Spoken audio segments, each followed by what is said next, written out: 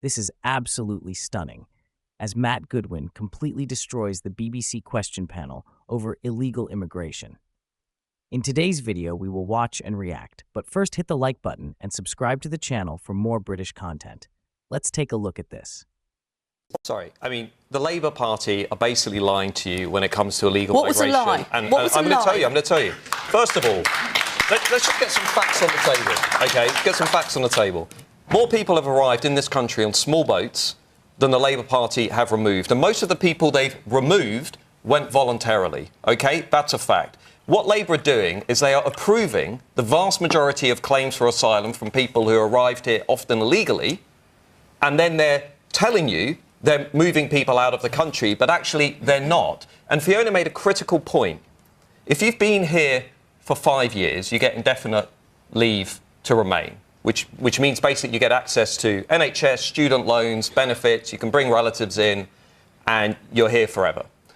Now, do you think we shouldn't grant asylum? Sorry, the Centre for Policy... I'm going to answer the question I was asked. The Centre for Policy Studies this week estimated that you, taxpayers, are going to have to pay £234 billion over the next few decades because of that indefinite leave to remain, because nobody's controlling the borders. Now, we're not controlling the borders. Why? Well, Labour got rid of the only deterrent we had. It was too soon to know whether it was working or not. They then... Well, it wasn't working. It was costing £700 They then decriminalised illegal migration. They removed age checks on people coming into the country. They didn't reduce any welfare for people coming in to Britain. And then on top of all of that, we now have numbers up 15% on a year ago. They're going to keep coming because we have no deterrent. All we have are incentives for people to come in. The only way you fix this crisis, leave the ECHR, keep British people safe, reform the Human Rights Act, also need to do that, and have an active deterrent.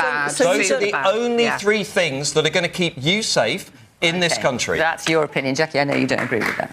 No, because Labour's making a mess of it. So what you need to do is to tackle the criminals that are exploiting... Because that worked in the war on drugs. Smashing the gangs worked in the war on drugs, didn't it, for the last 30 years? No, it didn't. Everybody who's worked on border security knows Labour's plan is not going to work. Okay, let Jackie answer. Labour's plan is already working. No, numbers are up 15%. Professor... Numbers are up 15%. Professor, if I could just say... but it isn't working, is it? OK, let her answer, Matt, seriously. Right, so Labour's plan is working in terms of the returns. And the question I was asking you, Matt, is do you really want to live in a country where if somebody has got a legitimate right to asylum, a refugee, you would turn that down? Because that's essentially what you are arguing. I don't want to live in a country where if somebody has escaped torture, has escaped tyranny, and has come here and has had their case judged, that they are not allowed to live in this country. How many refugees have we taken since 2021? No. You answer my question. I'm answering by saying we've taken around 400,000 You haven't answered the question. Hong Kong, Matt, answer the question. people from Ukraine. I think that's a great thing. I think we should accept some genuine refugees. But what has happened now is governments on both the left and the right have completely lost control of our borders. OK, you've made that point. In some other news, we have received a significant update regarding Tommy's ongoing ordeal at Woodhill High Security Prison. A situation that raises serious concerns about the treatment of an individual who, despite being incarcerated for what appears to be a civil offense, is enduring extreme conditions that could well amount to a form of state-sanctioned psychological torture. For over 3 months now, Tommy has been confined to solitary confinement, a punishment that is typically reserved for individuals deemed a risk to themselves or others, or for those involved in serious criminal behavior. In his case, however, the isolation is not only disproportionate to his alleged offense, but also seems to be part of a broader strategy of intimidation. The fact that Tommy is serving this sentence for a civil matter rather than a violent or high-security criminal case underscores a troubling departure from what many consider acceptable penal practice. This raises an immediate question about the proportionality and fairness of his treatment, especially when one considers the additional restrictions placed on Hisdran, communications with the outside world.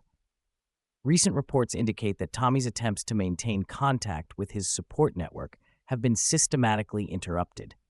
Visitations that were once scheduled with friends' family and even legal counsel have been abruptly canceled without clear explanation. Phone calls and emails, vital links to the outside world, and crucial for both his emotional well-being and the ability to coordinate legal and personal support, have been either severely limited or outright barred. Such measures, when taken in combination, serve not merely to isolate an inmate physically, but to erode his mental and emotional stability over time. Perhaps even more distressing is the termination of contact with his ex-wife, the mother of his children. This particular development is especially alarming, given that personal relationships are often a crucial source of solace and strength for individuals facing prolonged incarceration. The sudden and unexplained severance of communication with someone who once played a pivotal role in his personal life points to a deliberate effort to cut off any remaining avenues of emotional support. This act compounds the isolation that Tommy is experiencing and further isolates him from a community that might otherwise help alleviate the immense psychological burden he now faces. At its core, the situation appears to be a stark example of state power being wielded in a manner that is both excessive and deeply troubling. Tommy has been a vocal critic of certain systemic issues within the state apparatus, particularly those relating to corruption. His willingness to expose these matters, regardless of the personal cost, seems to have made him a target. The cumulative effect of solitary confinement, the cancellation of visits, the calming of communication, and the severance of contact with close family members paints a disturbing picture of a man who is being systematically isolated and silenced. This sustained pattern of deprivation of human contact, of communication, and of meaningful interaction raises urgent questions about the intent behind these measures. Is this an attempt to punish him beyond the scope of his alleged defense, or is it a calculated move to discredit and disempower someone who has dared to shine a light on the darker corners of state corruption? In either scenario, the methods employed here do not appear to be in line with internationally accepted standards for the humane treatment of detainees, particularly when the offense in question is of a civil nature rather than a violent or high-risk criminal act. Moreover, the psychological ramifications of such a regime cannot be understated. Solitary confinement, especially when prolonged, has been widely documented as having severe and lasting negative impacts on mental health.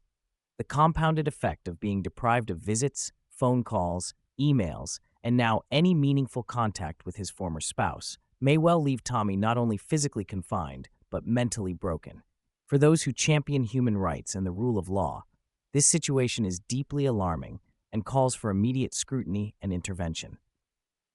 In summary, the details emerging from Woodhill High Security Prison paint a distressing picture of a man left isolated from every conceivable source of support, both emotionally and legally. It appears that Tommy is not merely serving time for a civil offense, but is being subjected to an extended period of punitive isolation intended to silence him and deter others from exposing similar issues. This latest update demands that authorities re-examine the legality and ethics of such treatment, and that they provide a transparent explanation for the measures taken against Tommy, who in his struggle has become a symbol of the potential overreach of state power.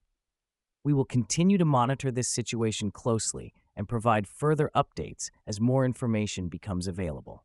The hope remains that Tommy's plight will serve as a catalyst for a broader conversation about justice, human rights, and accountability within our correctional system. What are your thoughts on what we discussed in today's video? Let me know down in the comment section below, and make sure you do drop a like on this video and subscribe to the channel for more British content.